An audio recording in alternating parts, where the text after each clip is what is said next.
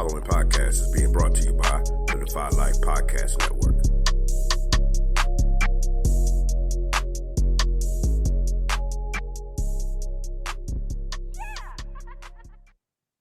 This week on the Defy Life Podcast, the guys discuss some more NFL draft, talking about edge rushers and defensive linemen. They're joined by a special guest. We also get our first Al's Baseball Roundup of the MLB season. And as always, they answer a listener question and wrap things up with a round of trivia. All that and more. Let's get it.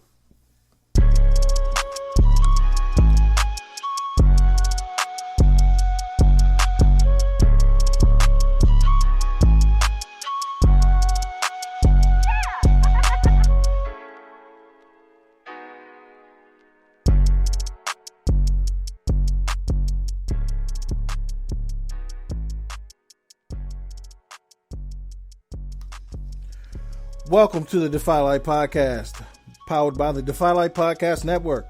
This episode is sponsored by Bud Bottles, home of the Bud Bottle and the Bud Freshener. Please visit budbottles.com for your odor eliminating needs.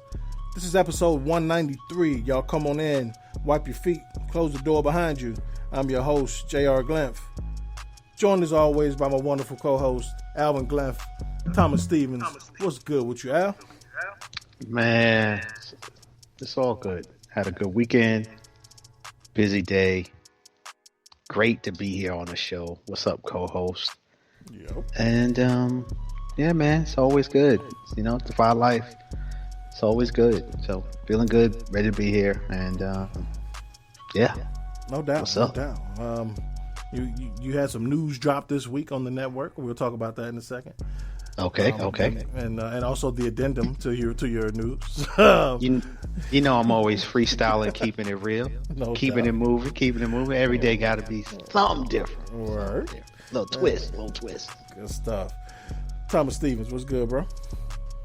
Man, what's good? My sentiments resemble close to Al, Defy Life. But great to be here, man. Ready to get it popping. You guys know how it is. What's going on, gentlemen? No doubt, man. Good to have you back. For 2 weeks in a row, I guess it was true. The Power Pimp stuff was a hoax. So you're back with us. So, yeah. You just never know what to believe nowadays. You just never know what to believe. Yeah.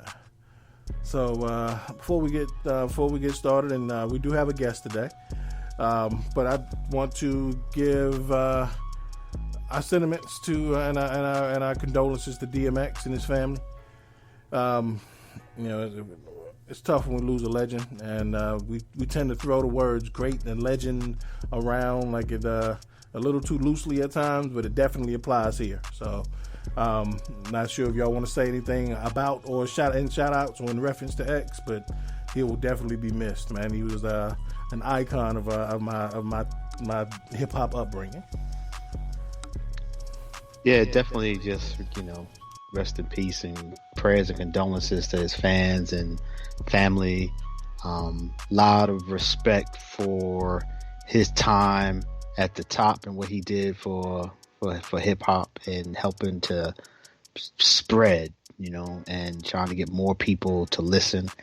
Had it on lock in the clubs for a few years. And then also was someone who even branched out into acting. And I know Belly's one of your favorite movies, Jay. But he definitely in a classic movie, classic role, and he definitely will be missed. And also in another way, he's also he's another artist who struggled with substance abuse. And I think that's something that is unfortunately a consistent theme in so many of our artists. And it just, I think, speaks to the pressures of their work, but also I think it speaks to the pressures of the journey and, what they went through and what they were consistently dealing with in terms of trying to find another escape. But all in all, just healed a lot of fond memories of his music. Absolutely. We always talk about on here and on One Eye Shut about dealing with trauma and the burdens of life as you mature. And X was one of those people that definitely he overcame a lot. And like we talked about with Lawrence Phillips last week, he was at the end of the day he wasn't able to outrun himself or his own life. Pooh, I know you X holds a dear spot with you. I know he kind of filled a void for you in your life at one point. What you got to say about X? Yeah, definitely, man. It's touching. X was definitely my guy, man. When it seemed like I lost a longtime friend and big brother, man. When I lost Pac, it was definitely tough. And then X came right in, and I just felt like his lyrics, and and almost like his soul, like spoke to me, as in the realness of it, and he's saying everything that comes from his heart, and the message behind the message. Like all his raps and rhymes had a message behind the message. Like it was extremely gritty. However, there was a message and a lesson to it. And almost in that, every song he taught you something. Mm-hmm. And I definitely I was listening to it the other day, man, and and it was like, what's my name? And I got mad emotional. Then after that I played, oh man, I can't remember why. Through my eyes, and I got mad emotional, and it just started, song after song started playing, and I just started hearing the message behind the message again, and I was like, wow, X really done his thing. He really, he sort of kind of got his flowers with the documentary with Rough Riders, and then the verses with Snoop. However, it still wasn't enough. Like Cat still didn't show X for what X was worth to me. I hear that. Yeah, absolutely. I just wanted to shout out X, man, because I guess it's too young to even know who DMX really is. I mean, he knows who he is, but he ain't. Yeah. So, but I think the 8 things that DMX taught us the most, the more, it was. I think he taught at least one dude, like, you broke, you stupid, your girl's a whore, you whack, the kid ain't yours, and everybody, like, he knows now. But those things he taught somebody. But yeah, man, we're gonna miss X, man. His energy will never be matched. So R.I.P. X, man. We're gonna miss you. So before we get to our guest, a historic guest here on the Defy Life Network and the Defy Life Podcast, as always, we want to give our shout outs to our patrons. Everybody always asks, how can I support the Defy Life Podcast Network? Go to patreon.com/Go Defy Life and follow us there, become a patron. You can help us support our growth and allow us to host events and continue to work in our community. For less than your favorite fast food combo, you can support Defy Life. Also, check out our podcast hub at defylifepods.com. You can check out our written content at godefylife.com and our branded apparel at defylifegear.com. So follow us and support us there. You can listen to us on all your favorite podcast platforms for free 99, like wherever you can find us. But we everywhere, so you know where to find us. Al, did I cover everything? You stop, drop, stop, drop, and then opened up shop. Man. Whoa. That's how Defy Life roll. That's how we roll. No doubt. All right. So we're gonna talk some more NFL draft today, but we have a special guest today. And I say historic here on the network and here on our show. Because he is the youngest person ever to appear on our show and on the network. At 11 years old, my youngest son, Lincoln, welcome to the show, man. Hey, what's up? What's up, man? Welcome. Thank you. Welcome to the show. Yeah, you. So I told you had to do your homework, and because today we're gonna talk about some. Because me and you are always talking about the draft, so I was asked you if you wanted to be on the show because I know you are knowledgeable at this point, and you are ready to talk about some edge rushers and some defensive linemen. Are we right? Yup. Gotta get into it. Okay. Let's do it. Oh man. So we are again. We're going to talk about edge rushers and defensive linemen. So, Al, you first, man. Like we always do. Give me your top 3 edge rushers and a sleeper for the 2021 NFL Draft. Yeah. So my top 3. I'm going with. First of all, is it me or the edge rushers this year have some challenging names to pronounce? Is it just? Yeah. Is it me? I'm just going to battle my way through them and just see what's the best I can do. But so number 1 is I like the brother from Michigan, and I'm not even going to try to butcher his name. So if anybody can help me. Quiddy Pay, Yeah. yes. He's African. He's from Ghana. Okay, all right. We ain't got no problem with that. So right, like him as my number 1. I think his body. I like them edge rushers that got that good lean to him, and he definitely gets off the edge, fairly well, and bigger than I thought he was actually when I did some research. I thought he was kind of skinny, but he's 6'4", 270. So shout out to him. Next guy I'm giving the shout to is at Georgia, Azeez Ojulari. Mm-hmm. And forgive me, Aziz, if I butchered your name. But I think he got good athlete. When they talk about that twitch, and I think he has that quick twitch ability. So I like him. And I think he's pretty good around the run as well. And then my third guy is I'm going out of Miami, Phillips, Jalen Phillips. Okay, another good one.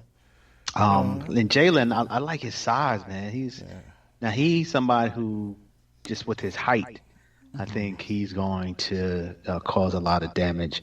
6'5", I think he got good extension. So like him. You want my sleeper now? Yeah, go ahead and give it to me.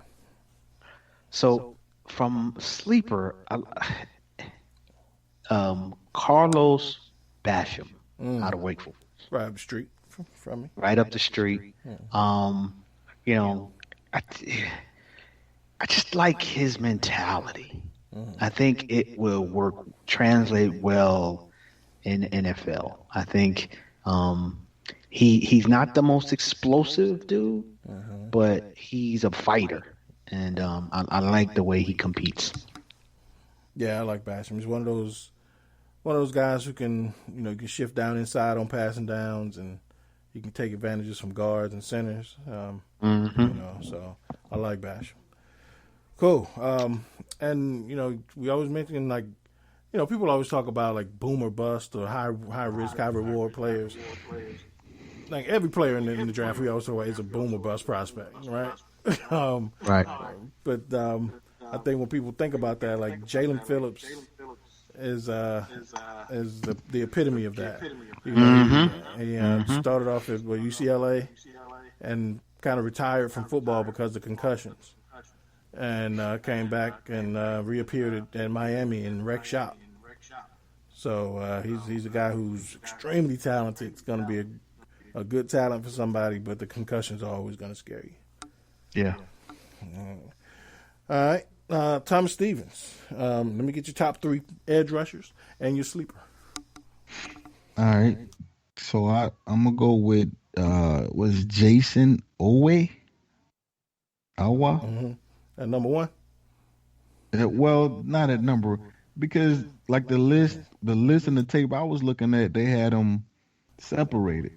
Yeah. They had the well, I guess he's a DN, Phillips a DN, but they had him separated with edge. But I guess that was a 3-4. I guess. Yeah, they probably are separating defensive ends and 3-4 outside linebackers. Right. Essentially, in today's NFL, on first and second down, they may be different, but when it's time to make money, they on the outside. They all in the same position where they, as an edge rusher. Right. Well, it's funny, man, because I didn't see a lot of the kid, at Georgia, but I saw a lot of Basham, and he was. I'm gonna just speak on him. It was almost like he couldn't be blocked. He always was there to make a play. And the spread and the run game and against Carolina, against us, he made plays up and down the field. Yeah. And I really, really like him. And I really, really like the kid from Duke. Rump Jr. I might be jumping him up, but I definitely wanna speak about him. That'd probably be my sleeper guy. Chris Rump the second, Chris Rump Jr. He'd probably go late in the draft, but I just thought that he did everything well, a lot of things well, as in speed, hands. He's a light guy, like 235, 240.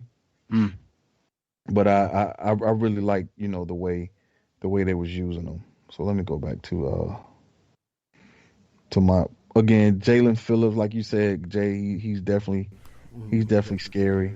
I didn't even know about the concussion thing. Yeah. So a lot of this, Al mentioned that the edge rushers have hard names to pronounce. There's a lot of reasons why this class is so. If you ask 10 people, they'll probably give you 3 different top threes for edge rushers, and it's so much uncertainty, surrounding certain guys not playing in 2020 because of COVID. Right. Certain past injury history, and even a guy like Jason Owe. That's why I asked you number one, because you look at his measurables. 6'4", 260. Dude ran a 4.39 in his pro day. Amazing athlete. Like, he looks the part. The dude has 3.5. He in 2020 he has 0 sacks in his 7 games played. Only, I think, in his entire career at Penn State he has 3.5 sacks. So the production's not there, but that those measurables are going to be enticing to somebody. This is That's where right, and this is where I look at. I look at you, Pooh, and if you were my general manager, if you were my GM, I say, dude, you better be right. No, I wouldn't take him. I wouldn't take him because I would think of too much about the kid who drafted him, the Bills, who drafted the kid. He probably never had a sack. I'm not thinking about Jordan. I'm thinking about the other kid. Was it the Jets who drafted him? From Ohio State, or something. Yeah. What's his name, Jay? You always taled about it. He had Vernon Ghost. Vernon Gholston, that's what it was? Yeah. The Quentin Capers. Man, they had a lot of them, the Jets did. I mean, he was super athletic, super fast. He was chiseled, but it was like... that was Vernon Ghost. Vernon Ghost and Quentin Capers were drafted by the Jets, and they were both busts. Wow. But those are those workout warriors. Those are the guy the Eagles drafted back in the day, the white Mike Mamula.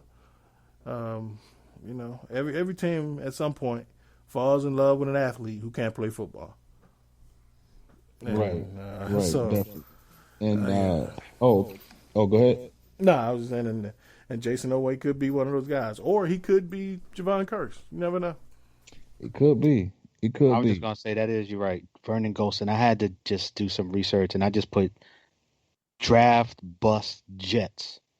guess who's number one on the list? Vernon Ghost. Vernon Ghosted.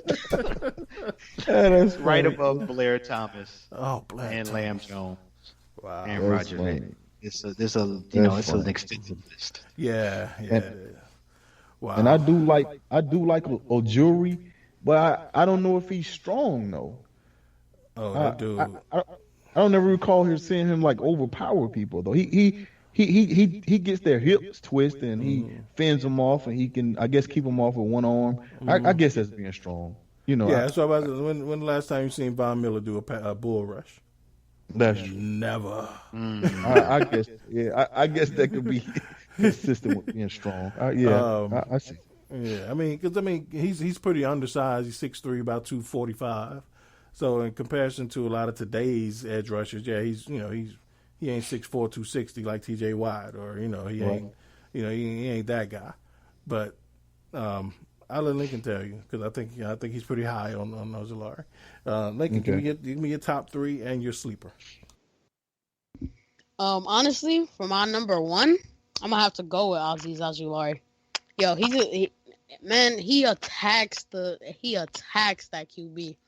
He don't do nothing. He just focused on that QB. The first play, everything. If he gets that forced fumble, he attacks the ball. He'll strip it, land right on it. Get past it. He's quick. I like the way he finesses his defender, go in and out, and whoop, get that sack. I like him. Okay. He's my number one. For my number two, I'll say Kwity Paye. I like him. I really like him. He knows he's smart. He has high IQ. He has good awareness. But I feel like the thing he could work on more is when he's going one-on-one, he's like standing straight up most of the time. He need to bend over sometimes so he didn't get bullied around. But I still like him. He can move. I like him. Number three, I'm gonna have to say Jalen Phillips. Yo, I like him. I really like him, but I feel like he could be a little more stronger. Like, he's really quick. He's fast. He can play a little bit of coverage if he wanted to, but I feel like he's just not that strong as Aziz or Kwity, but he's pretty good. But my sleeper, Joe Tryon. I like him. Especially for a sleeper, coming in the third and fourth round, and he just, how do I put this? He's really good. He can do anything off, like, okay, he knows how to start, but he can't finish well. Like, hitting the QB, like, he can really get past that O-line. Like, he can zoom past the O-line, but after, like, finishing and hitting the QB to sack him, he could work on that a little bit more. But that's why he's a sleeper. So he's a good disruptor. He disrupt the. Yeah. Okay. But he don't finish. That sounds like me on the basketball court, Lincoln. I had a good move, and I could get to the hoop, but I usually miss the layup. Missed the layup? No, I'm just playing. I was 50-50. Not usually, so sometimes I would miss it. That's what Clowney is, though. Yeah. Davion. He's Davion, a tremendous disruptor, but he just can't. Yeah, he doesn't get the sack. Finish. Yeah. That's my baby. Good job, man. Great job. No doubt. I like a guy like Joe Tryon. Kind of something about, the reason why guys are sleepers. They're not perfect prospects. And if, why I like Kwity Paye? Because he's one of those dudes who is going to get drafted before 24, who pushes the player I really want to be picked by the Steelers down. You always like a couple of those players every draft. Right. Yeah. Pick him. Oh, man, because like Kwity Paye he's the ultimate tease to me. And not saying that he's not worth first round. He is, because he's got all the tools. 6'4", 270, and Al, like you said, I didn't realize he was that big either, because he moves so well. But right now, he's a much better run defender than he is a pass rusher, because he just doesn't have a pass rush plan. He doesn't have any moves. So he kind of gets stuck on blocks, but his instincts in the run game are amazing. And to see him get off blocks and just chase the ball, he's definitely worth a first round pick. I just don't want him because I don't like projects like that, in the first round. If he goes 13 or wherever somebody's going before 24, push that guy down that I really want. So that's why I like Kwity Paye. Can I just, I like to shout out, cats from some of my favorite teams. So let me just mention a cat out of Oklahoma, Ronnie Perkins, because I haven't watched enough games. He's another dude that showed up in tape and was making plays. And I think because of his size and probably he ain't the greatest athlete, I could see him getting, drafted on the second or third day. But he's definitely the type of player, as a Cowboy fan, that I would love for them to draft somewhere later in the draft and allow him to build up behind some of our, our guys. So I like him. I like his game and hope he ends up with the Cowboys. Yeah, I like Ronnie Perkins. Every draft, everything always comes back to the Steelers for me. So I like Ronnie Perkins because I've always found one guy in the draft who kind of reminds me of James Harrison, and he's that guy. This year. So, I like Ronnie Perkins. He's strong, kind of, like you said, short, but he is relentless. I think that's the best way to describe him. I'm not going to give my top three because it's a lot of us here, but I'm just going to give my sleeper. Have y'all ever heard of a guy by the name of Ellerson Smith? Not at all. Probably because he played in Northern Iowa. But Ellerson Smith went to the Senior Bowl and nobody could block him. Long, lanky, kind of reminds you of Jared Allen, or like Max Crosby, somebody like that. Like, he's just a long, lanky guy, but nobody could block him. One person could block him. I'm sorry. Only person that could block him was another small school guy, Dylan Radunz from North Dakota. Ellerson Smith, keep an eye on him. Just long, lanky Jason Taylor type dude. Hey, that kid 6'7", 245. Yeah, that kid tall. Yeah, he's like a power forward. Wow. Yeah. So, so those are our edge rushers. We're gonna move straight into the defensive linemen. This defensive lineman, since I've been following and covering the NFL draft, this may be the most unceremonious, I'll put it that way, defensive tackle class I've ever seen. Like, usually there's one big behemoth that everybody's like, yo, he going top 5. It ain't none of them dudes this year. No. Or it's a deep, like this year it's like 3-4 guys who you like, and then everybody else is like, I don't know. Or as we like to put them, So, Lincoln, we'll start with you. Let me get your top 3 D tackles and your sleeper. Like you said, there's not a lot that surprised me, and not a lot compared to the past years. But for number 1, I'm gonna go with Christian Barmore. I like him. He's big. He's got long arms. He could put before the blocker even get to him, just pull the blocker away and get that sack. Leverage. He could be quicker, but he's big. He's really big, so can't get all of that in one most of the time, but I like him. Could be quicker, but he's nice. Ali McNeil for my second one. I really like him. He's quick, but the thing about him being quick, he chops his feet too much.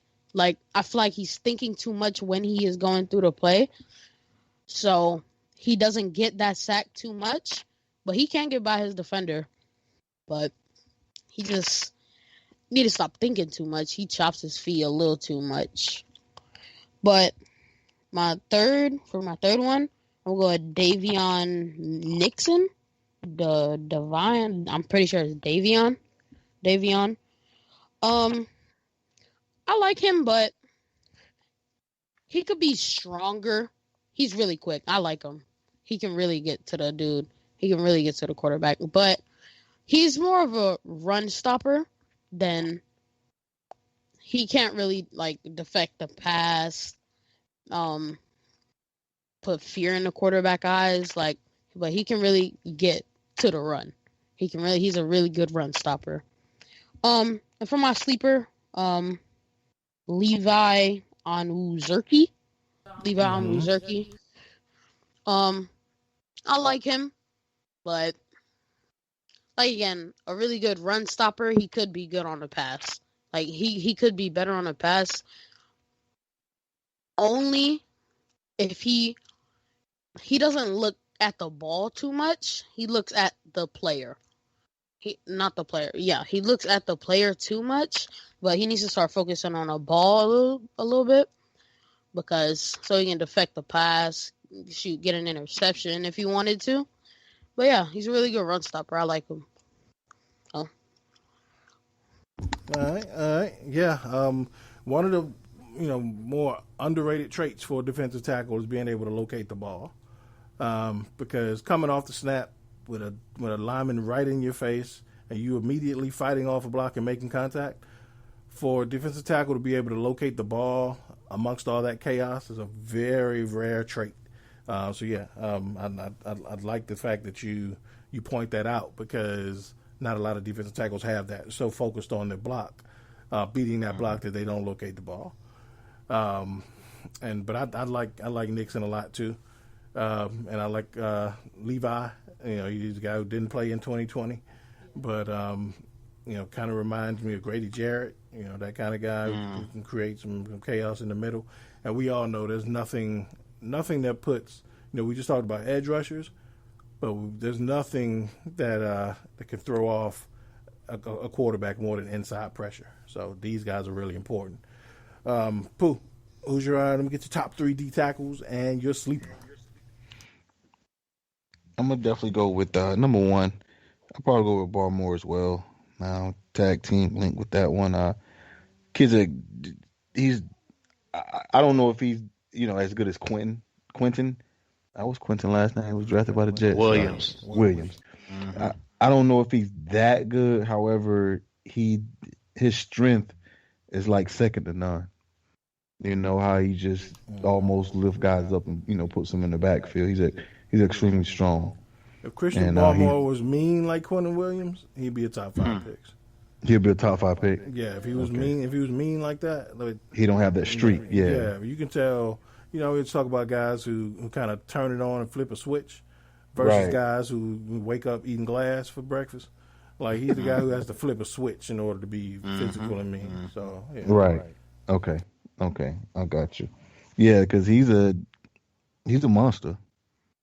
I was watching some film on him, man, and he was like the guards or whomever he was attacking they were on skates.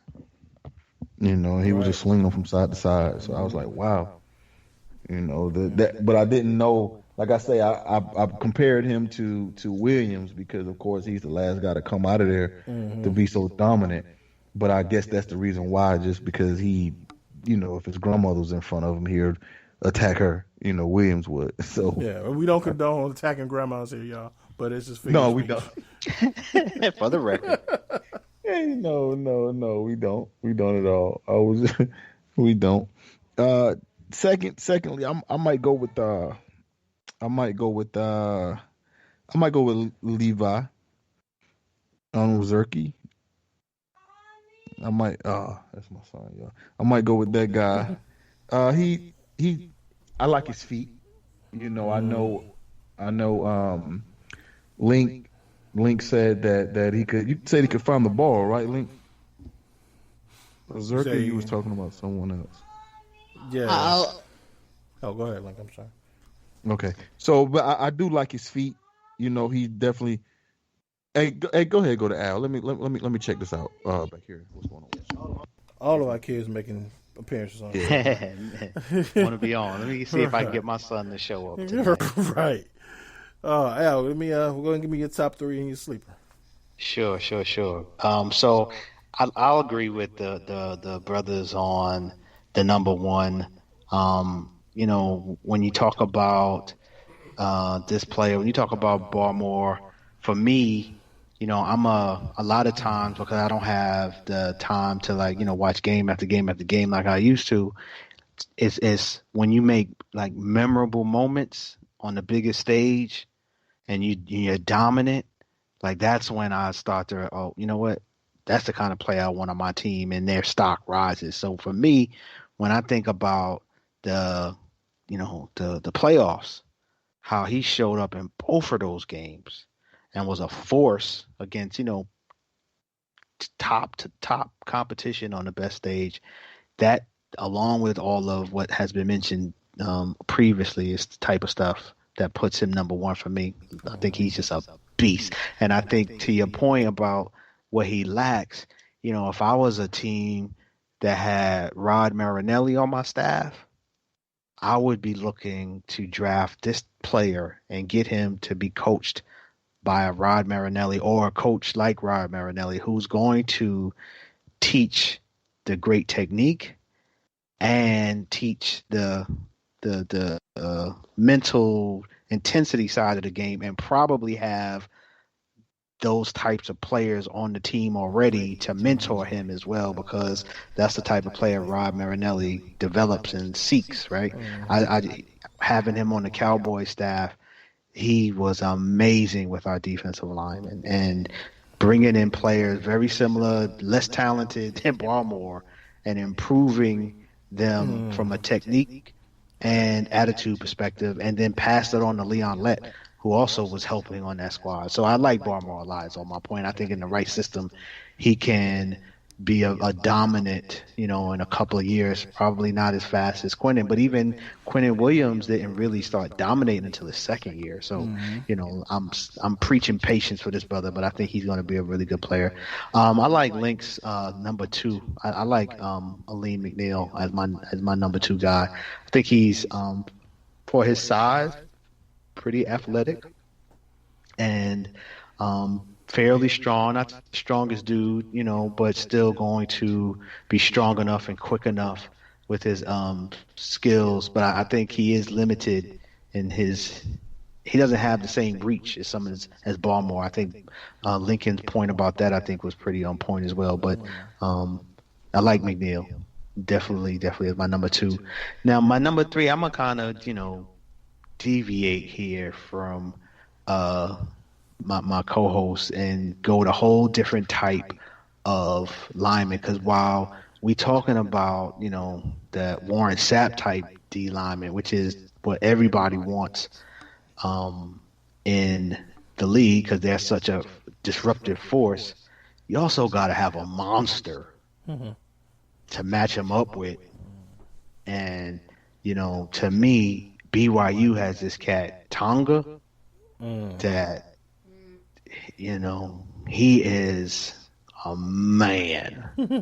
It's a mountain coming into the league, a mountain of a man.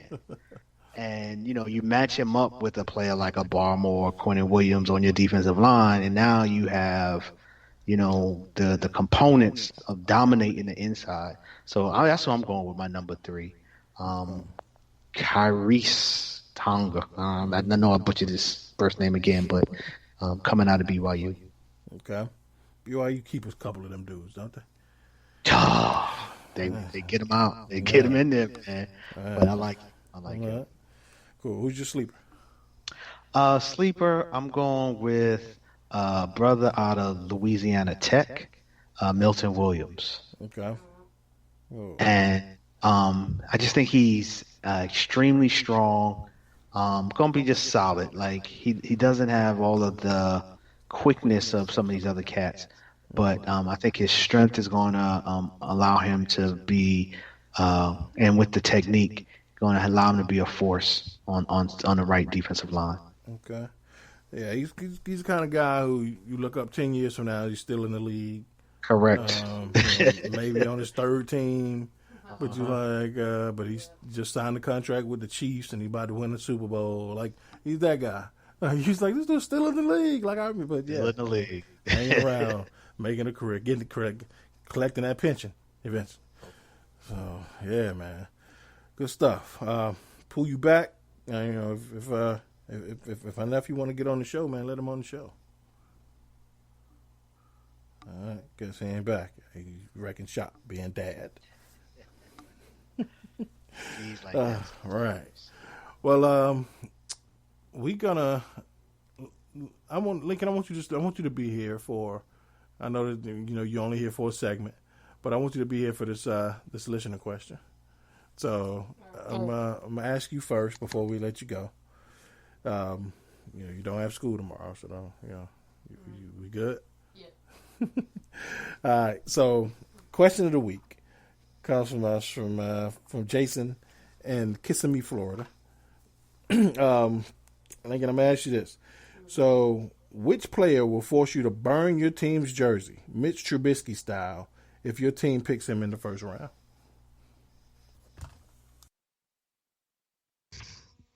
Shoot, honestly, burn my jersey. Dang, that's far.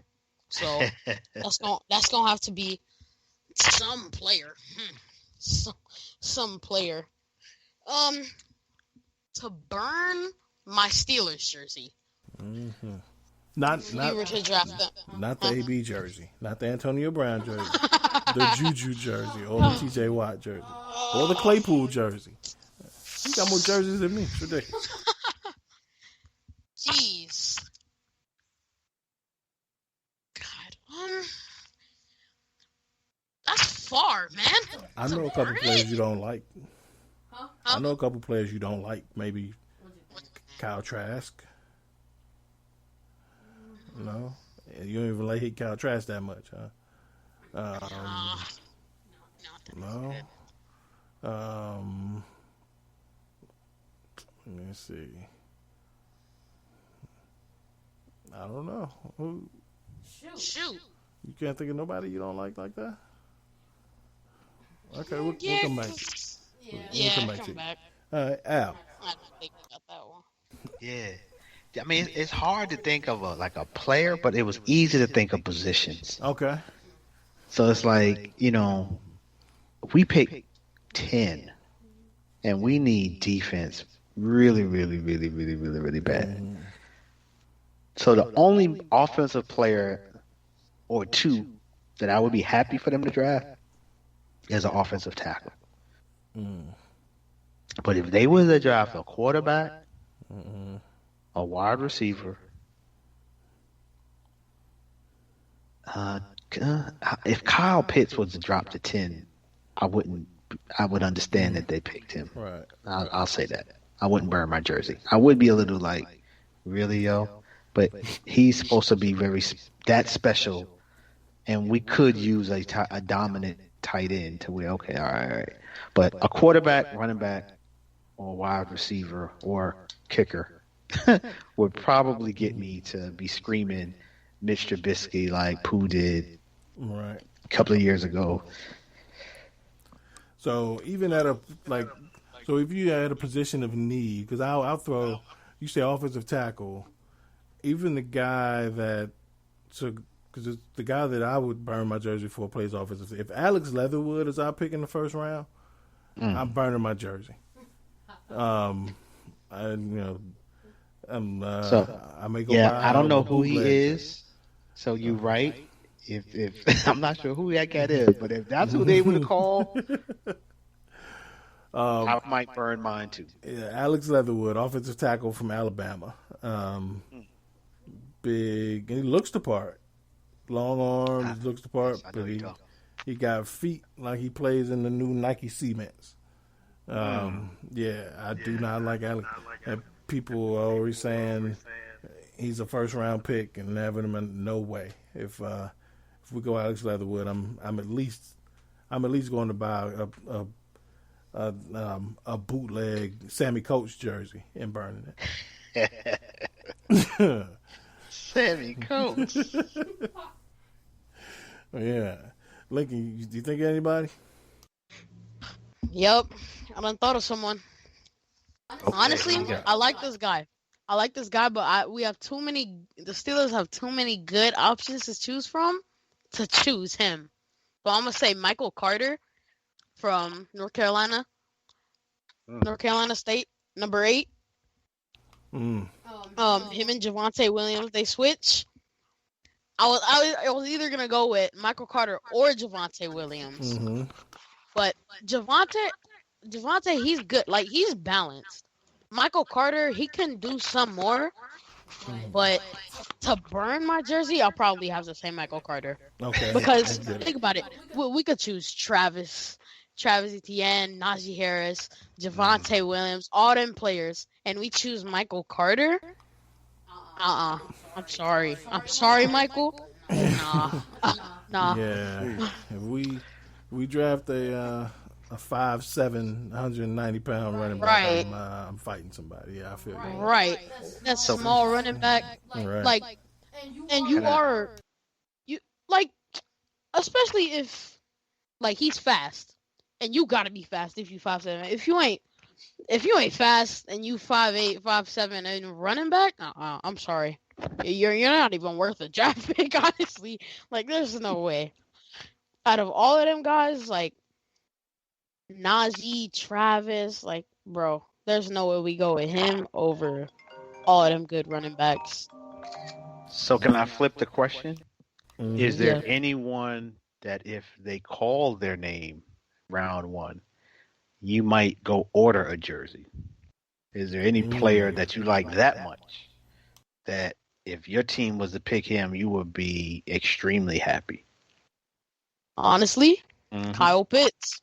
Like, I don't think he would fall that far, especially if for the 24th Yeah, selection. he's not I don't think he would fall that far. But if he did, oh yeah, I'm at least getting 2 of his jerseys. Like, there's no way if we get him. Like, if he goes on the Steelers, we'll have him and Ebron. Oh no. Yeah, the only way we getting Kyle Pitts at 24 is if he gets a hold of Deshaun Watson's Rolodex, and that ain't happening. Yeah. Al, who you buying a jersey for? Who's I'm buying? So it's nobody that I'm really thinking about this year. Like CeeDee Lamb, when he fell to us, I was ready to buy a jersey because I just think that guy is, if not the best, second best wide receiver coming out the draft, and I think he's special. D-Hop special. Who? D-Hop. No, who's D-Hop special? CeeDee Lamb. Oh, last year. Okay. Mm-hmm. So I like when he fell, I was jumping for joy. Based on our need, I really would love a shutdown cornerback. I just don't know if either of those 3 are shutdown cornerbacks. But if we could get a shutdown cornerback in this draft, I'd be happy. Other than that, there's nobody that really screams that I like that much in the draft that's going to fall to us. I would be happy if they took Kyle Pitts too, Link, though. I like him. Right.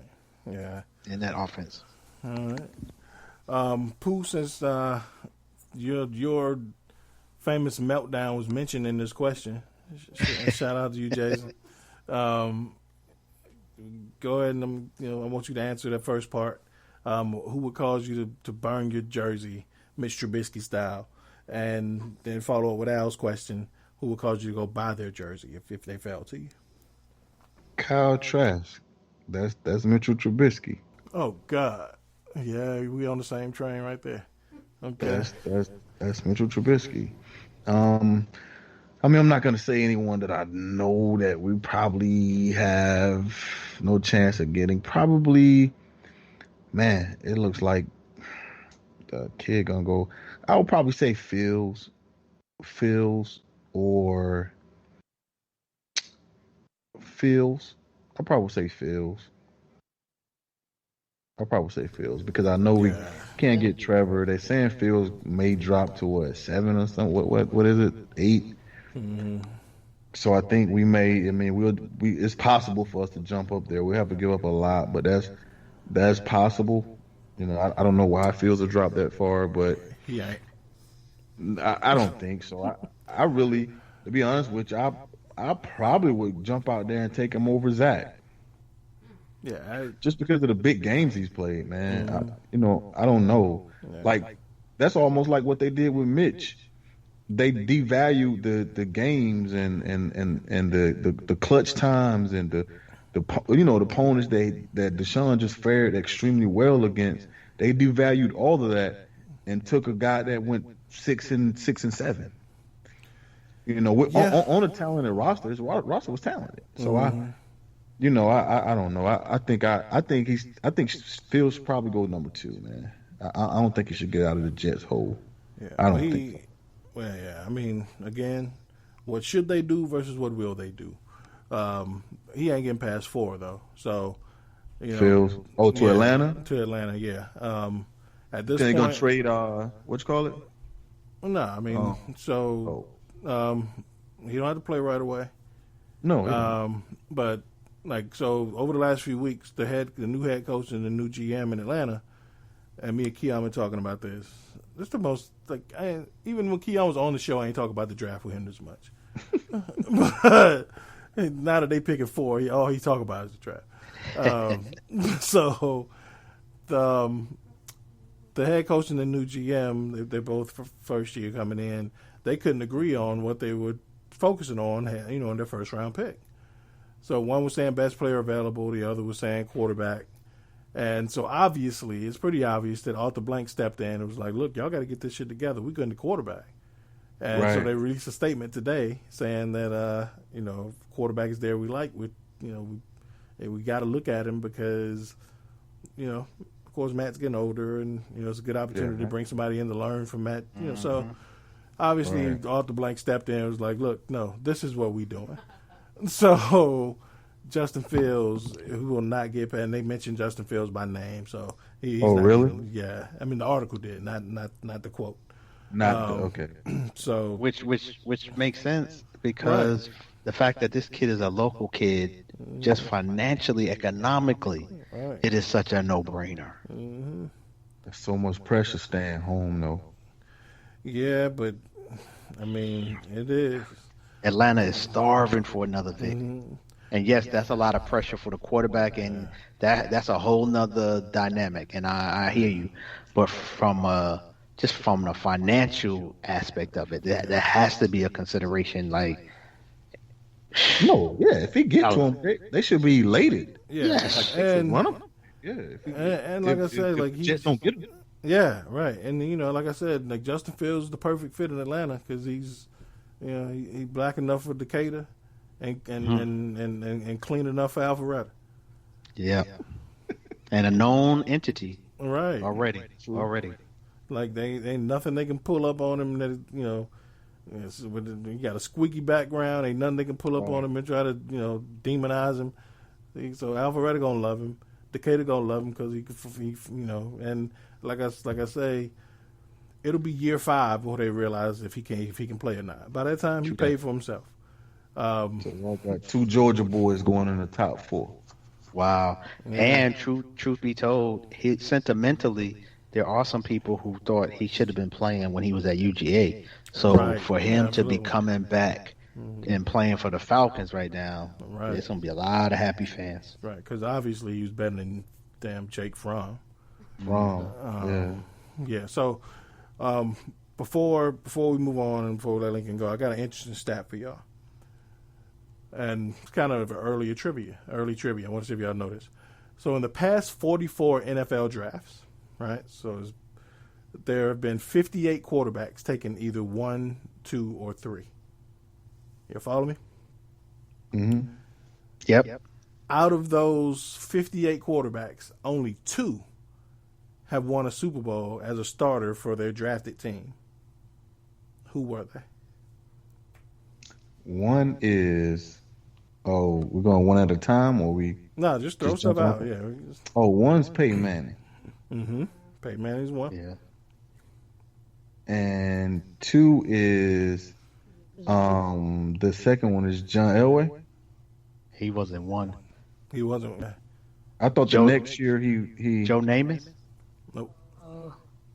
Who was number one? Who would have won a And Super Bowl? the Broncos didn't draft John Elway. Oh, actually, too. He got traded from the Colts. Right. Oh, I thought he went back into the draft and they drafted him. Okay, Mm-mm. okay. Dan Marino? Nope. He was Marino drafted like 30. 20th. Yeah. Oh man, another quarterback get drafted. You said drafted number 1 or 2 or 3, right? One, 2, or 3, and won the Super Bowl as a starter for their drafted team. Okay. Kurt Warner? No, Kurt Warner wasn't drafted. Uh-uh. So we got Peyton Manning. And Oh, Troy Aikman. Troy Aikman's the other one. Troy Aikman. Okay. Yeah. So, So I brought that up just to say we put all this like weight on, and not when I say us, I mean the entire draft world. Us, the team. Right. Like we put all this weight on. Oh man, this guy gonna go second overall, and these quarterbacks are gonna have 4 quarterbacks drafted in the top 10, and chances are none of these dudes are gonna be around to see the success. And if it is, it'll likely be somewhere else, or they'll be watching somebody else do it in their spot, like Carson Wentz. So, you just never It's know. a crapshoot. Yeah, it's a crapshoot at best. So, And I think the best teams, honestly, understand that. right. And they just look at it as until we find one, we're going to draft one every year. Understanding that depending on our needs and what drafts we have, it might be in the first round. So, I think it varies, but the best teams, I think, are always trying to draft a quarterback until they get one. And even then, they might still draft one later in the draft to develop them and then sell them because they know Right. really it's hard. Right. And, the best teams don't let that mistake become a double mistake. Like, they don't say, oh, man, like, we missed on this one, but let's try to hold on to them and turn them around. Like, nah, once they realize they made a mistake, they move on and find another one.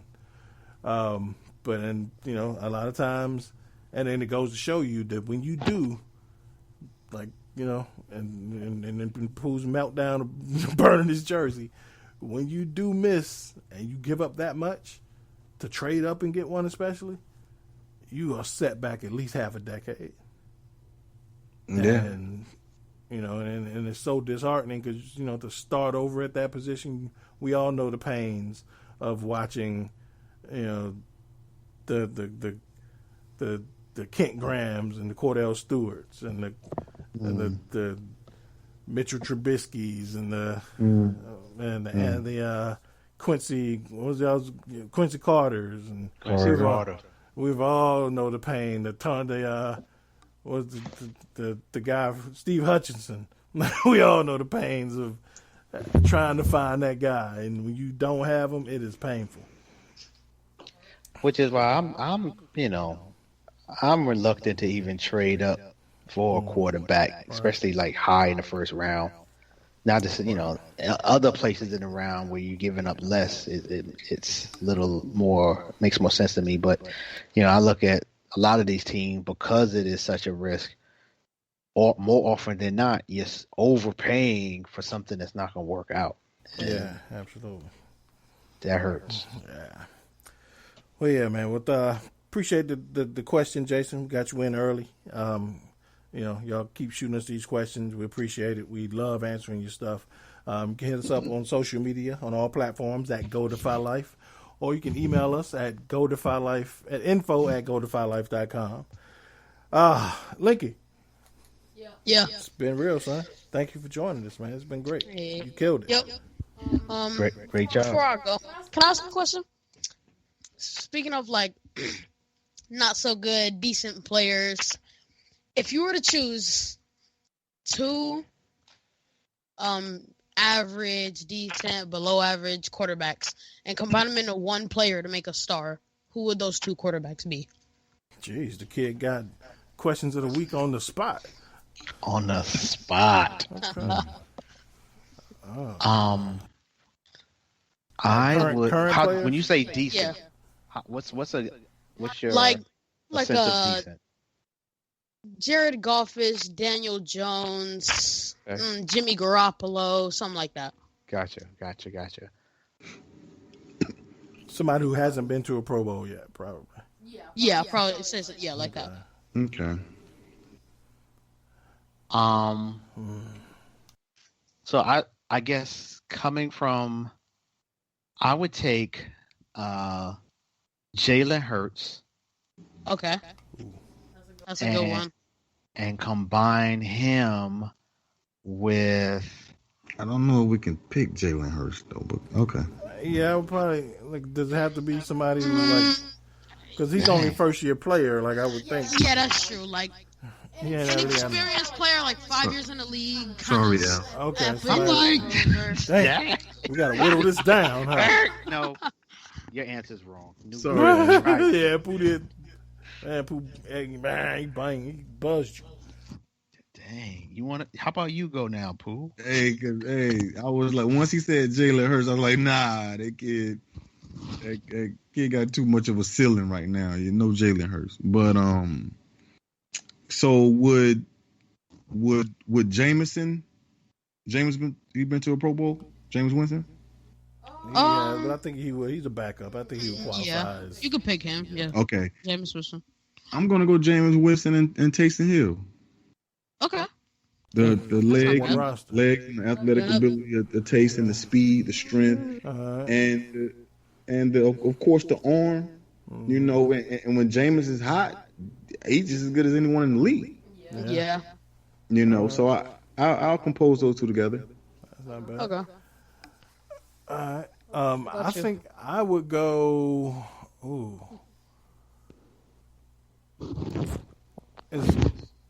Does Matt Stafford count? Yeah. That's that. Give me. Ooh, Matt Stafford, multiple pro, even about four Yeah, Pro I ain't Bowls. gonna do Okay, Matt yeah. Stafford. Matt Stafford don't count. I will do RG3 and Jared Goff. Okay. Okay. Yeah, that's a good one. All right. Pooh, is it okay if I use Teddy Bridgewater? That's what I was gonna say. He been to a Pro Bowl, but that was a while ago, and he's like Yeah. No, 3 years removed. If he wrong too, I don't. Can I use Teddy Bridgewater? I'll give you Teddy. To me, I think Teddy's better than Jameis. To me, but I'll give you Teddy. Yeah, that's what I was gonna say for my two. I was gonna say Teddy Bridgewater and Jimmy Garoppolo. Okay. I feel like that's a good two. With Teddy, he's a solid. He could scramble out the pocket, make some moves if he wanted to. Then Jimmy Garoppolo, he throws. It's accurate. It's quick. I like those two. Like, if they compare together, he'd be a solid quarterback. No lie. All right. Okay. Who you saying now? Who you pairing with Bridgewater? Thank you. I'm trying to think of who can I list to pass Pooh's muster.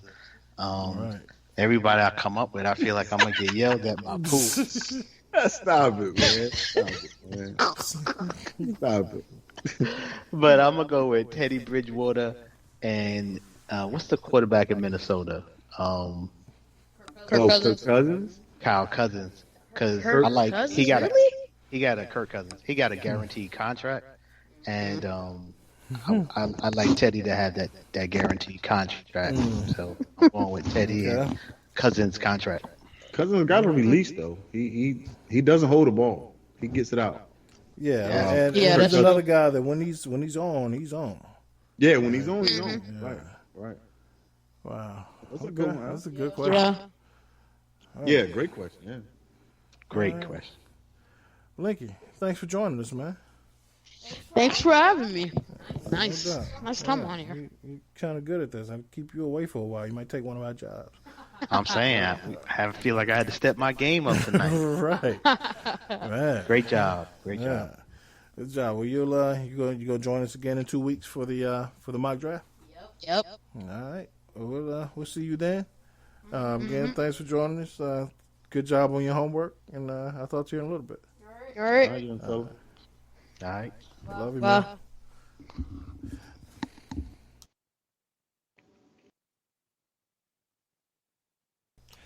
Yo, I'm pleasantly surprised with my son. That's my Yeah, baby. it's pretty solid.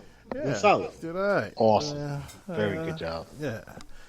Yeah. So we got the and like I mentioned, we'll in 2 weeks. So next week we'll be talking about linebackers and defensive backs to round up our pre-draft coverage, and then we will do our big mock draft show on the following week.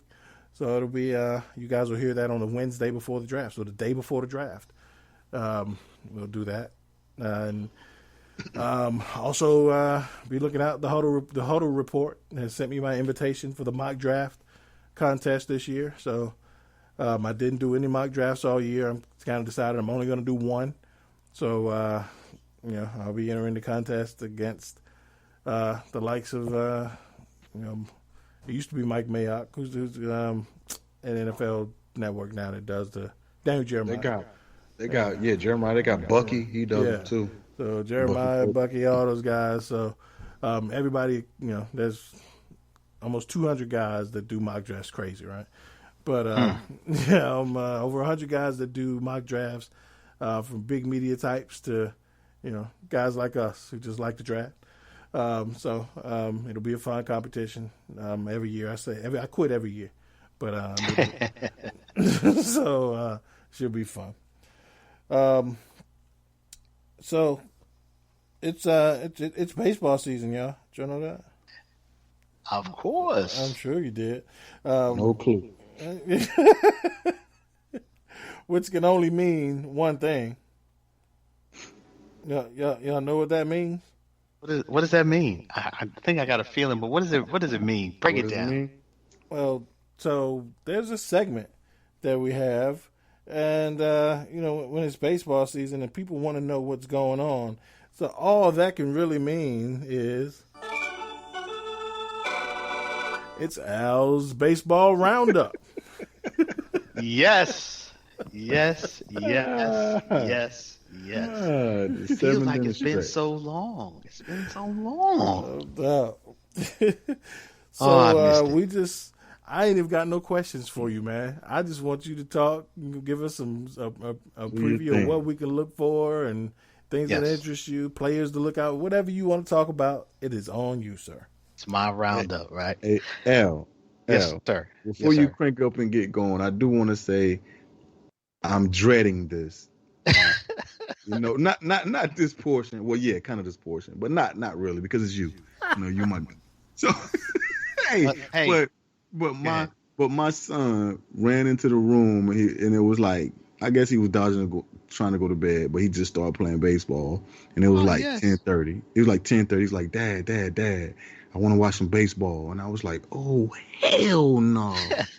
Come on, man, that's a good way to learn the game, bro. No, of course I let him, but I was like, man, I don't want to watch no boring ass baseball, man. Let me watch Criminal Minds or something, man. I ain't watch this shit.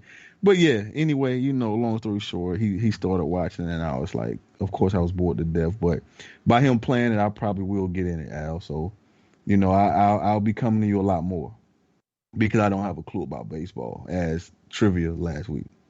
You see that? So it's a few things. One, I'm glad you showing up as a good parent and allow your son's interest in sports to trump you wanting to watch Criminal Minds. That's a check. Right. Two, you are always welcome to come talk to me. I want to hear more about this young man's season, and I love to hear from just a coaching and youth sports perspective. Please keep that coming in the show. And three, if you've learned anything from my trivia, when I always try to throw in some baseball, it pays to pay attention while I'm talking about baseball, because I'm going to be slipping in some of these facts as we go forward. Like simple one, like who won the World Series last year? The LA Dodgers. That's what I'm talking about. See, you paying attention. So Appreciate you. Yes, it is the roundup. Appreciate y'all allowing me to talk a little baseball. Like that does always mean a lot to me. So, for the record, for those who might not have been paying attention, we did have opening day this month. Baseball is back. And for some of us, it is like a holiday. People take off work and go, in the past, you'd meet up at a bar and watch the game or all games all day. Now people just took off and just chilled at their house and watched it due to the pandemic. But it's all good because, at the end of the day, this is a return back to normalcy a little bit because last year was the pandemic campaign where it was only 60 games. So a lot of people were even more excited to have baseball back. So just happy to be here because it was real different last year. 60 games is not the same as 162. So this year, each team's going to play 162 games. So we back. Another thing you asked, what should we expect? We're back to having a DH in only the American League, not in the American League and the National League like it was last year. So for the traditionalists like myself, it's good to have it back. For other folk who appreciated not having a pitcher hit, they are not happy that the DH was removed. But I think it actually one day it will be in both leagues. But I am glad to see it back though. What else is popping this year? I think another thing to pay attention to is that they have some new rules. So, they have new rules, but there is one rule that did stay consistent that I wanted to bring up, that the foul pole still represents a home run, just for those who were wondering if they changed that rule. But the foul pole still is a home run. So just a little joke out to Pooh. Shout out to Pooh. But real talk, I think when you look at this season, I think one of the things that people will really appreciate is that one, they brought back the extra runner concept where when they go extra innings, they'll start the 10th inning with putting a runner at second base to kind of quicken the games. And they did that last year for COVID to kind of keep the games to a minimum. But I think this year is more about trying to work with the pitchers, trying to make sure that they don't overextend the pitchers into these marathon games, which I think is a good idea too. So like to see, hopefully that just stays in the game. I just think that's a good idea. They also are keeping doubleheaders to 7 innings, which trying to minimize the wear and tear on pitchers and people on the game. So I like that. Yeah, I like that because, 2 9-inning or more games in one day is a lot. In the summer. That's a lot. And also, I think we've been talking about COVID in terms of how sports and teams have been dealing with it. When we were looking at the NFL starting and we were wondering how long they was going to go as they adjusted to COVID protocols. The NBA had the bubble. The Major League Baseball had their share last year.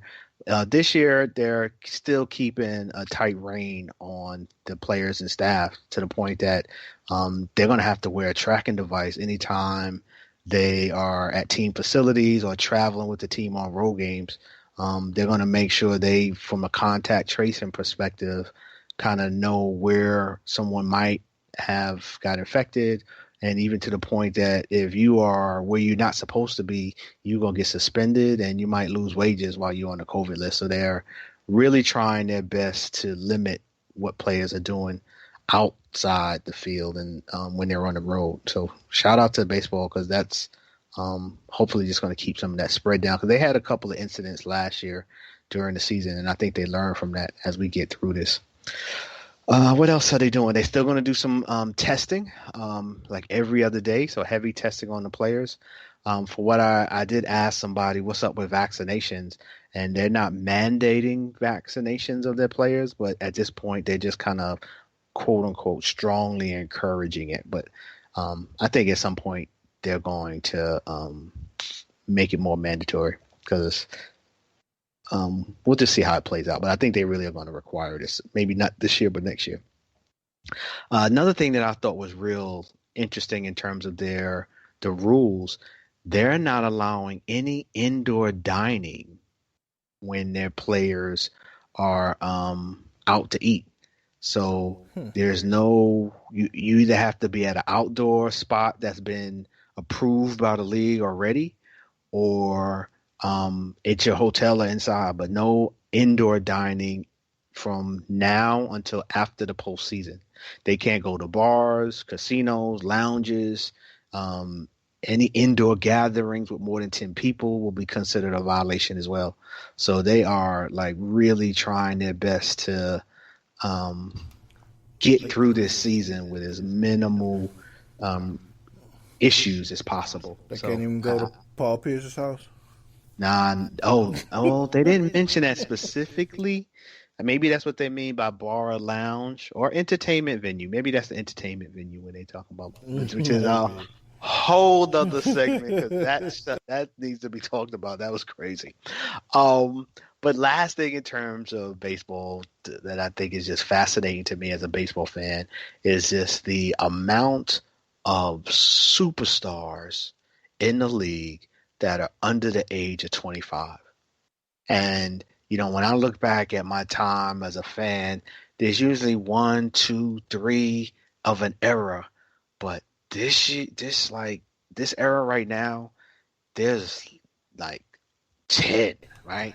So you got Fernando Tatis, who is a shortstop with the Padres. He actually just got hurt recently, but definitely one of the best players in the game, and in 3 or 4 years will probably be the best player in the game. Reminds me of Alex Rodriguez as a youngster. That dude is a beast. He can do it all. Very fun and got the charisma too. I like him a lot.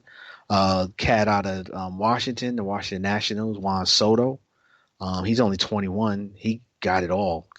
Already got a World Series ring, but can hit for power, run, throw, play the field. He's nice. The Braves have one, Ronald Acuna. He's only 22, and if not the best, because Freddie Freeman is there now, in a couple of years he will definitely be the best player on the Braves. The Dodgers have like 2, 3 of them. They got a pitcher, Dustin May, who got. If you ever watched the Dodgers in the World Series, he's the one that got all the red hair, skinny dude. Okay. Those are ball like 98, 99 miles an hour and 22 years old. Cody Bellinger, who's 24. I think he's already won the MVP already. Yeah, Bellinger's only 24? 24 years old. Wow. That's crazy. And Julio Urias is kind of like he's a Mexican pitcher. Like many people look at him as the next Fernando Valenzuela, so he's good. For those who were baseball fans 20, 30 years ago, I'm sure they remember the name Vladimir Guerrero. Well, his son is 21 years old, plays with the Blue Jays, and this kid is a monster. Yeah. So the Yankees got a couple too. Their shortstop, Gleyber Torres, is in terms of his clutch hitting, is amazing. Right up there, he's a shortstop. Doesn't have all of the tools of Jeter, but what he does remind me of with Jeter is his ability to hit in the clutch, like El Capitan did. So, all in all, man, I think the future of baseball in terms of their players is extremely bright, and look forward to some of those huge Bryce Harper type contracts 5 or 6 years from now for all of those players. And actually Tatis already signed one, and he's only 21, and he just signed a mega $300 million contract. So, they're getting locked up now, and that's because they are huge players. So good to be here. It's glad to be able to talk baseball with some of my baseball fans, and look forward to the summer as we get back to our society in a more normal fashion, which to me includes baseball in the summer. That's all I got. That's the roundup. The roundup is rounded up.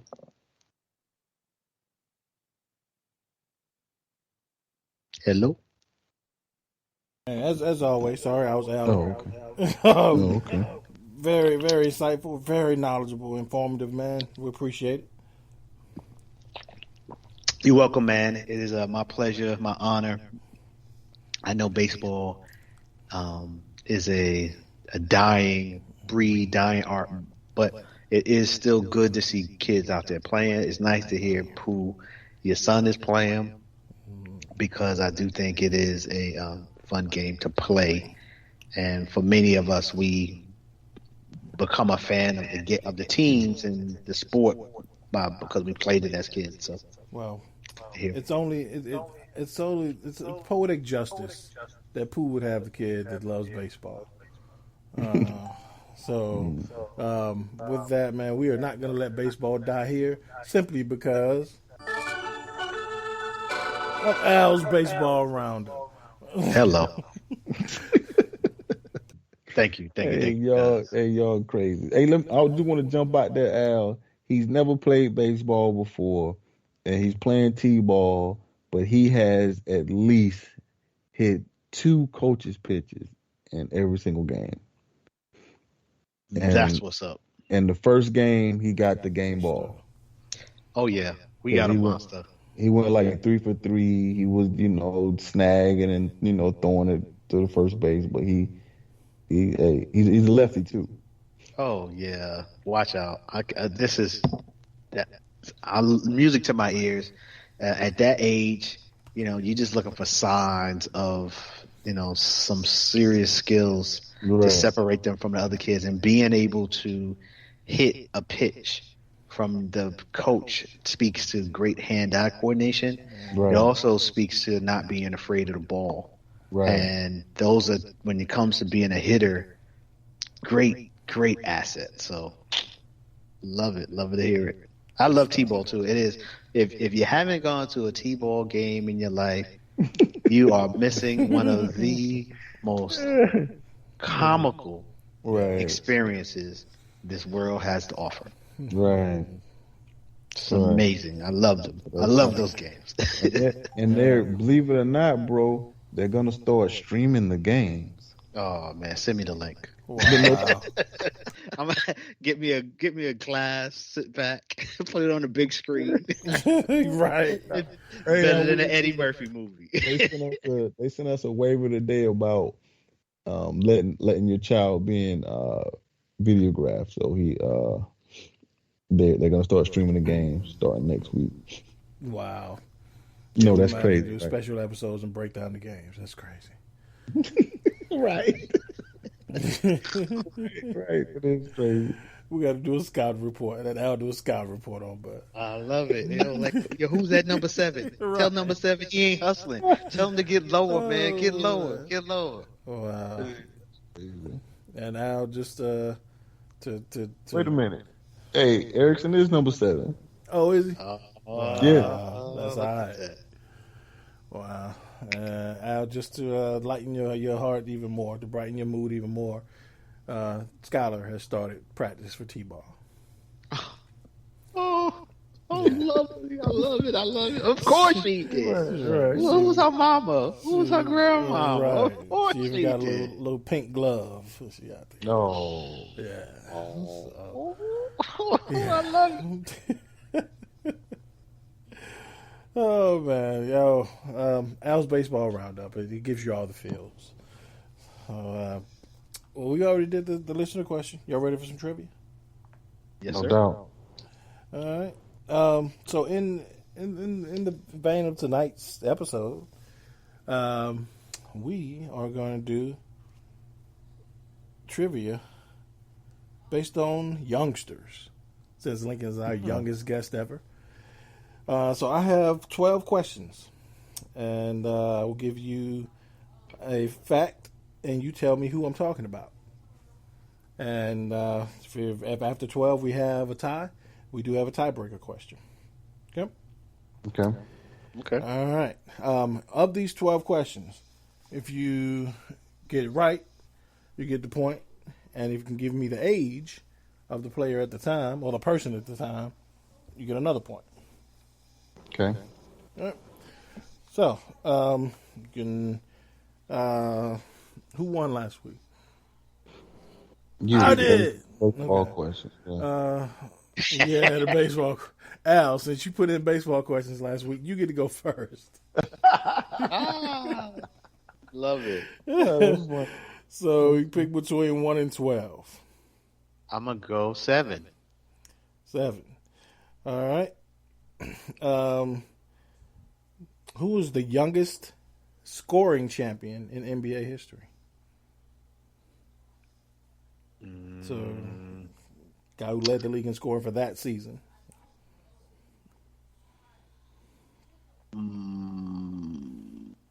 Michael Jordan. That is incorrect. It's actually Kevin Durant. Kevin Durant was 21 years old, 21 years, 197 days when he averaged 30.1 points a game in 2010. Wow. All right. Wow. Yeah. Mike wasn't 21 too? But there's After 197 the days. day. Mike's had the Yeah, days. the days. Yeah, the days. Yeah. Let me go 8. 8. Who's the youngest NFL MVP in NFL? I'm sorry, the youngest Heisman winner. I'm sorry, in history. Hold on. What's the question? Who's the youngest Heisman winner in history? The youngest Heisman winner in college football history, right? Mm-hmm. Okay. Youngest Heisman. Jameis Winston. That is incorrect. Lamar Jackson. How old was Lamar? He was 19 and 317 days. Wasn't Jameis 19 though? Yeah, I don't know. I just know Lamar was young. Yeah, he was young, but I think he was 19 though. I don't know. I wasn't looking for the runner-ups. Okay. They were the same age, but I get it today. I get it. Al. Yes. Let me try 4. 4. Who's the youngest Cy Young winner in MLB history? Dwight Gooden. Doc Gooden, exactly. He's 20 years old. Dang, let me guess for the movie. Oh, damn, I'm sorry. Good job, Jay. What was hey, what number was that? 4. 4. I was up 4-0. My bad. Give me 5. All right. 5. Who's the youngest quarterback to win a Super Bowl? The youngest quarterback to win a Super Bowl. Oh, Ben Roethlisberger. Ben Roethlisberger is correct. And since I gypped Al, you don't get a chance to get this one. Now 1-1, but he was 22. No problem. No problem. Wait, was it 23? What was he? 23. 23. Yeah. I would have had that right, Al. All right, Al, back on you. Let's go 3. All right. Number 3. Who's the youngest NFL head coach to win a Super Bowl? Damn.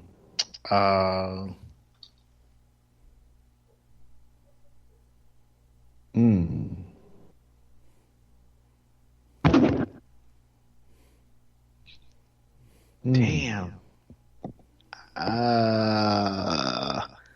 don't know if he did or not. So I'm gonna go 5. Gruden. Oh, Gruden is incorrect. That would be Mike Tomlin. 36 years old. Okay. Let me go 6. 6. We're stepping out of sports here. Who's the youngest U.S. president ever elected? The youngest U.S. president ever elected. 5, 4, 3. Barack Obama. That is incorrect. Clinton. That is incorrect as well. The youngest. Well, Belly this was not interesting. The youngest president ever was Teddy Roosevelt. He was 42 years old. However, he Wow. was not elected. He took over for William McKinley after he was assassinated. So the Right. youngest president ever elected was JFK. He was 43. Oh, okay. Okay. JFK, the youngest ever elected. Okay. Yep. All Put right. that Let me So, go 9. 9. All right. Who is the youngest NHL scoring champion for a season? Wow. I'm going with. Oh, this is tricky. I'm gonna go 5, with Gretzky. 4. Gretzky is incorrect. Who's going to be your other? Who you fighting with? Crosby. Sidney Crosby is correct. He was Good 19. job, Al. Yeah, he was Good 19. job. Gretzky was 20 when he won his first scoring championship. Pooh? Let me go 10. 10. Who's the youngest player ever to play in the NBA? Ah. 5, Is it 4, 3. Jermaine O'Neal. That is incorrect.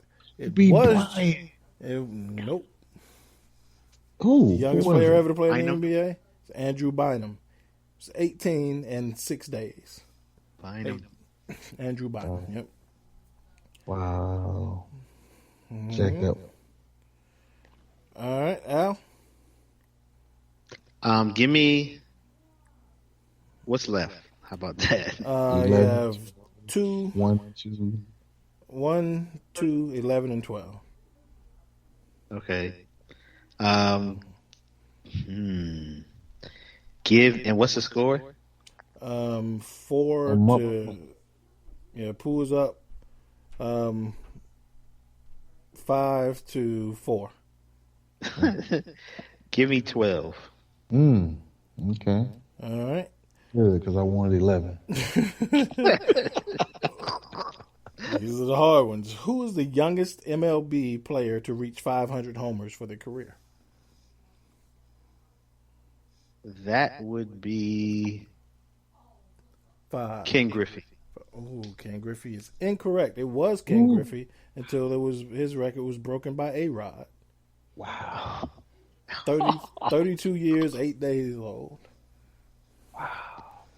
Would have been Griffey also if he hadn't gotten injured so much later in his career. Right. Boy, we about it. Good Yeah. job. Baseball question. I know this is the question that I'm looking for. The youngest NBA MVP ever, number 11. Gotta be. Do you want number 11? Yeah, I All right. Up your own. All right. want number 11. The youngest NFL player ever would be The kid drafted by Louisville. Played for Louisville. What's his name? Teddy Bridgewater. No, he was a defensive lineman. Dikwe. 2. You gotta give me Nadukwe. That is incorrect. You got to get at least the first or last name correct. His name was Amobi Okoye. That's him. Yeah. That's him. Yeah, that's what I was talking about. I know you should, but yeah, you got to give me at least one of the names correct. I get it though, but I knew him. Yeah. I butchered his name. He was 19 when he was drafted. Yeah. Well, he graduated high school like 16, something like that. Mm-hmm. Yeah. We got his second NFL contract before he's 22. It's crazy. Wow. Yeah. And what's his name, Jay? Amobi Okoye. Amobi Okoye. Okay. Yeah. All right. Only the 1 and the 2 left. These are pretty big questions. Give me the 2. For the 2, okay. Who is the Right. youngest heavyweight boxing champion in history? Oh, Mike Tyson. Mike Tyson, which puts Okay. Al up.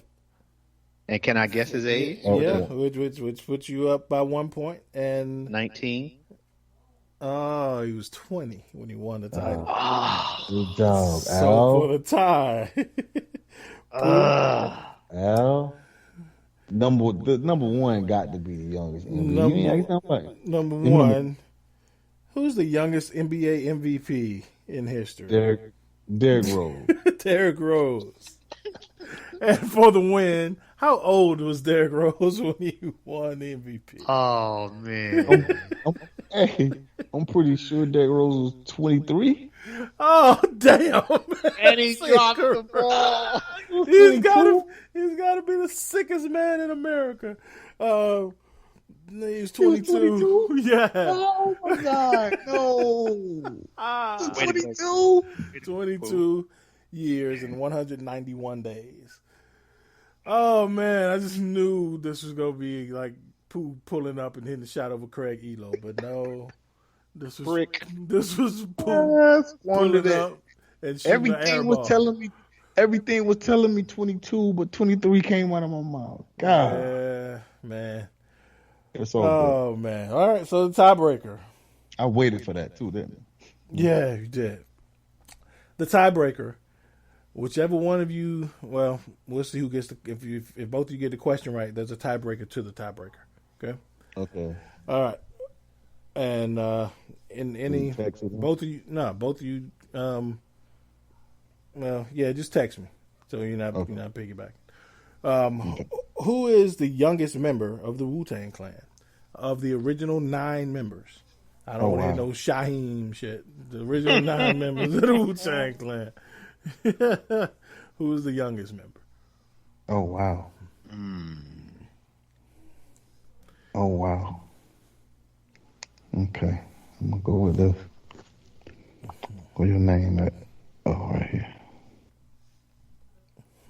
Make sure you don't send it to the group, Al, because I'm gonna piggyback. Because I Don't really send it to the group. Yeah, because if you send it to the group, I'm gonna piggyback. Because I really. Thanks for the heads up, son. Hey, Jake, I really don't know. I really don't know. Let me just send it to, and I don't know. I'm just guessing. Oh, okay. I'm guessing too then. I already sent mine. Okay, then I'll go ahead and send mine. You ain't faking me out, are you? No. I really don't know. And I just threw it out there. I just remember seeing the little thing, but I really don't know. Yeah, me neither. I know who's not the youngest, but I don't know. All right. Damn, I'm gonna have to give y'all another tiebreaker because both of y'all are dead ass wrong. Was it Master Killer? I put 30. Pooh went Old Dirty, which is incorrect. Old Dirty is Right. one of the oldest. He's the third oldest. Born in 1968. He's also one of the 3 founding members with RZA and Jizza. Al went with Ghostface, who is the 3rd youngest. It better not be Meth, man. Meth is the youngest. Fuck. March Meth. 2nd, 1972. He's 48 years old. Man. Second youngest is Inspector Deck. Idiot, man, I had meth. Some said meth when they young. And I said dirty. Oh, wow. Yeah, I knew it wasn't dirty because I just watched the documentary and like Jay said, they was him, Jizza, RZA, they all around the same age. Right. Wow. All right, let's see here. And while I'm looking up a second tiebreaker, Al, the name you were looking for last week of the offensive lineman who blocked his guy. Oh yeah, is Tevin Jenkins, offensive tackle out of Oklahoma State. And did you watch the clip? Yes, I did. And you know who that was that he blocked to the sidelines like that? Uh-oh. Who was that? Jalen Phillips. What? Yeah. Wow. Yeah. Pooh. Look that guy. Nasty is he's and I've never seen that clip, but I watched him a bunch of his other clips. He's the nastiest player I've seen in a while. He is like, he is angry. Like I ain't say nasty like he don't play dirty, but he's nasty like, and he'll be a first round pick because of it. Right. And he's good, But yeah, the dude is All right. Let's see.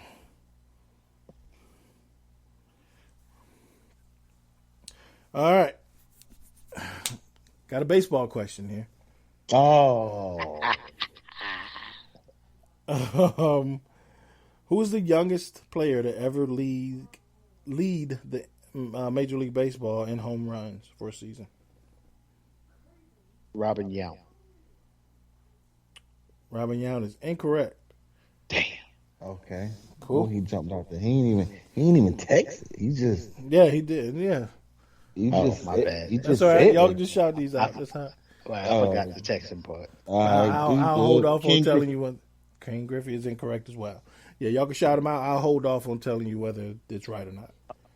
Okay. But the correct answer is Bryce Harper. Oh. Yeah, in 2015, he was 22 years, 353 days. Yeah. Let's see.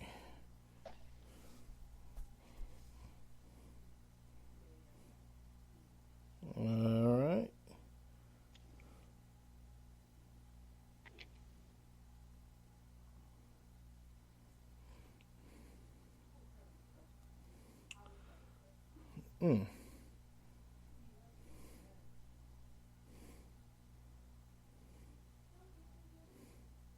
Who was the youngest member of the Beatles? I don't know this one. I only know Paul McCartney. Go, Paul. Yeah, gotta go. All right. On the name I know. Yeah. I'm going to go with John Lennon. Again, both incorrect. George Harrison is the youngest Beatle. Yeah.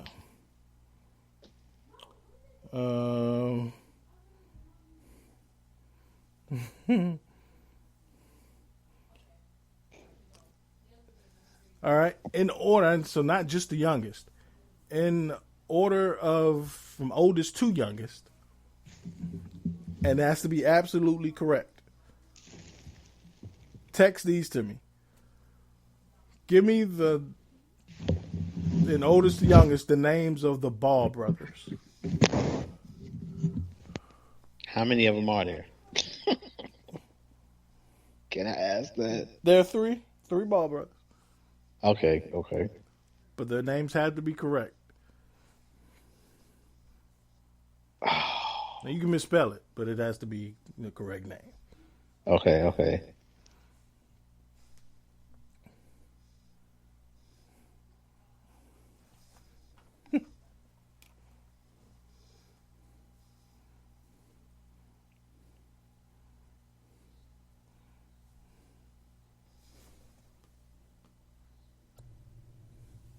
I don't know who the youngest is.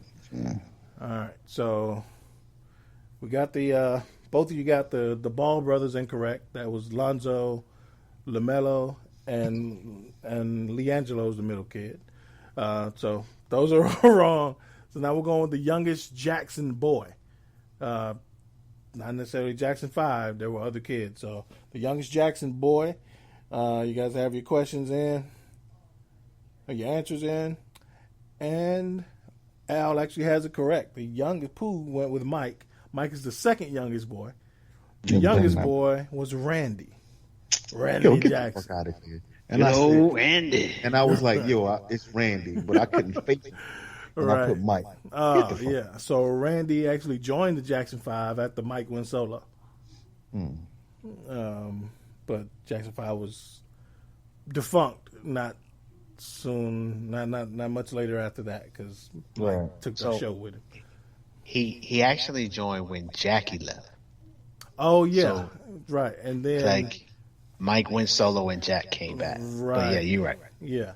And then when Jack came back, it was actually 6 members of the Jackson 5 at that point, right? The Jackson brothers. The Jacksons. Yeah, that's when they went by the Jacksons. Jackson. Yeah. All right. Well, congrats, Al. A long, arduous journey here to the to the champions, to the winner this I'll week. take it. Persistence. But, right. But you won this week, man. You the winner. What's your parting shot, sir? I'm going to pass on speaking on violence this week. and we have had our share of violence. And instead, I'm going to just hope that in the case of George Floyd, which I, try to every now and then keep up with the testimony, that the jury has similar feelings as I do, wondering why are they wasting this time with this defense, because the prosecution has already proved the case. So I'm just hoping for real justice, and that what we've been talking about for years on this show is accountability when issues like this happen.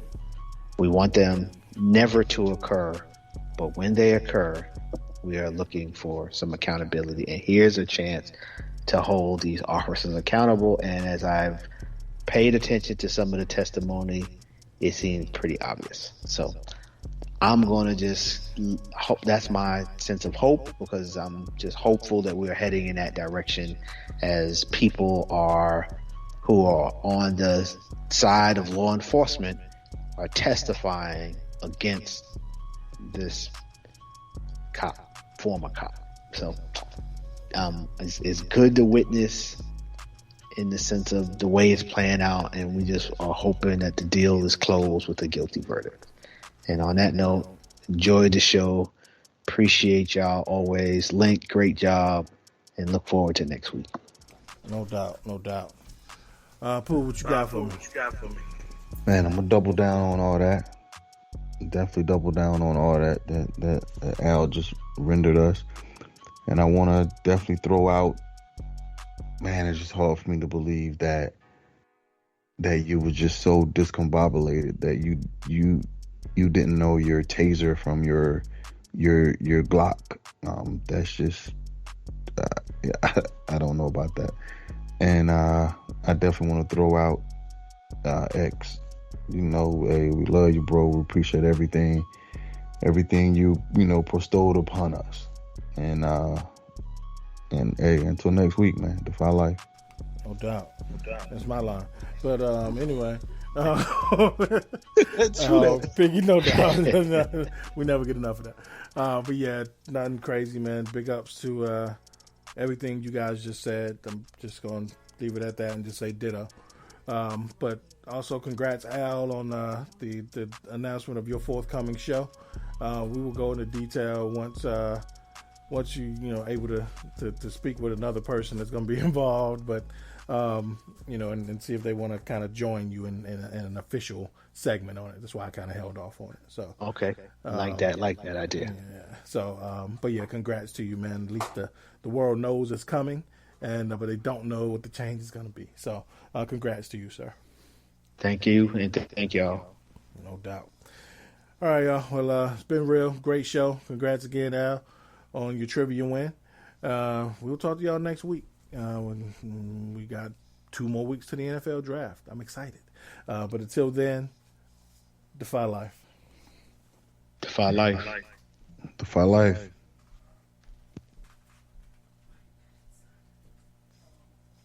We're told that greatness is exceptional when it should be expected. You choose every day to live your life intentionally, without apology for how bright your light may shine. So go be great. Go be brilliant. Go be you. Go defy life. The Defy Life movement is one that speaks to each of us in its own way. Defy Life Gear speaks to us all by reminding us that one size does not fit all. Visit defylifegear.com to get fitted for greatness.